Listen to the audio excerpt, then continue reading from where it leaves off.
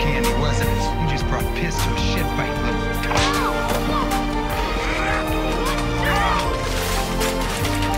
You get in your fucking house and you give me 5 Adderall, or I'll slit your fucking throat.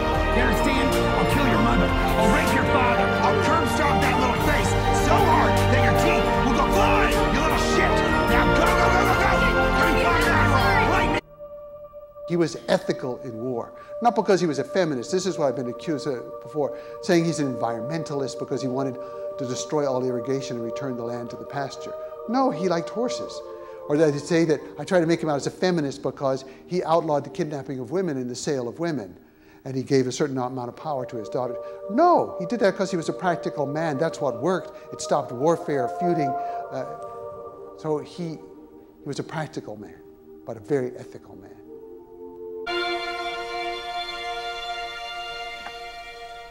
Over the last century, historians have underwent a paradigmatic shift in how we view Genghis Khan. Based on recently excavated documents and a surge of interest, Genghis Khan's image went from that of a ruthless dictator, almost a full 180, to that of a progressive reformer. Older Russian chronicles depict the Khan's invasions as demonic. These chronicles for a long time were some of the only primary sources historians had to work with.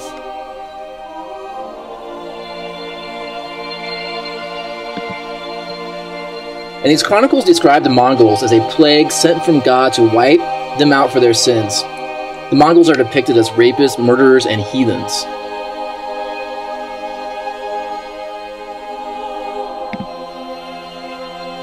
A chronicle entry here depicts the Mongols as actual demons, and it reads, "At night there was heard a clatter and groaning in the streets, and demons ran about like men. They were not visible themselves, but the hooves of their horses could be seen."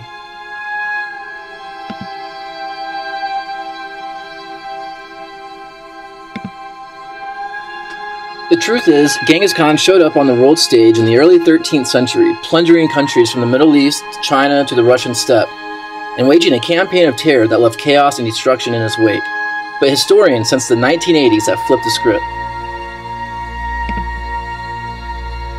No longer are history books depicting Mongols as devilish horsemen of the apocalypse. In 1985, historian Charles Halperin charged previous historiography on the subject with engaging in a conspiracy to preserve religious and patriotic ideals through the underestimation of Mongol sovereignty through the 13th and 15th centuries. Halperin alleges that historians have vilified Genghis Khan in order to diminish the success of the Mongols. Though other Russian historians, such as Vernadsky, scratched the surface before Halperin, Halperin was one of the first to use new evidence to change the historiography of the Mongols.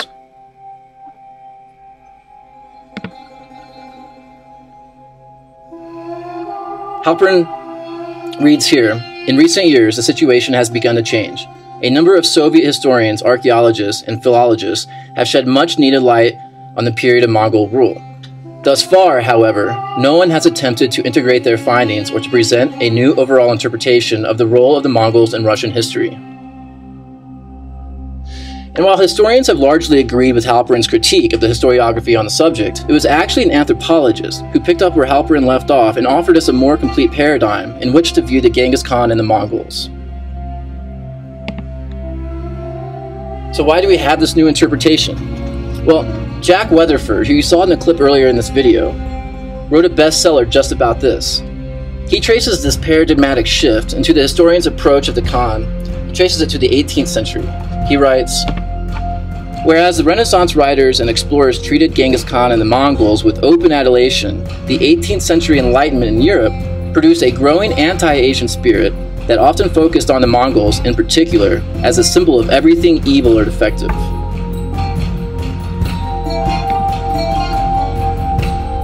He wrote that this new interpretation of Genghis Khan as the genius and ethical leader changed in the 1930s with Indian and German scholarship that was not widely available to the West. But it wasn't just that. Weatherford spent 7 years in Mongolia tracing the Khan's old footsteps and interpreting newly excavated documents, such as the secret history of the Mongols. Documents that tell the other side of the story. Weatherford uses these new findings, along with his 7-year journey on the steppe, to conclude that the Great Khan broke traditional aristocratic dominion, enriched lower lineages, merged cultures, and ushered in the modern age. Weatherford depicts Genghis Khan as a religiously tolerant, ethical leader. He attributes the European Renaissance and the global awakening to Genghis Khan. His book remains the only real book on the topic on Amazon and ranks as the #6 bestseller on New York Times.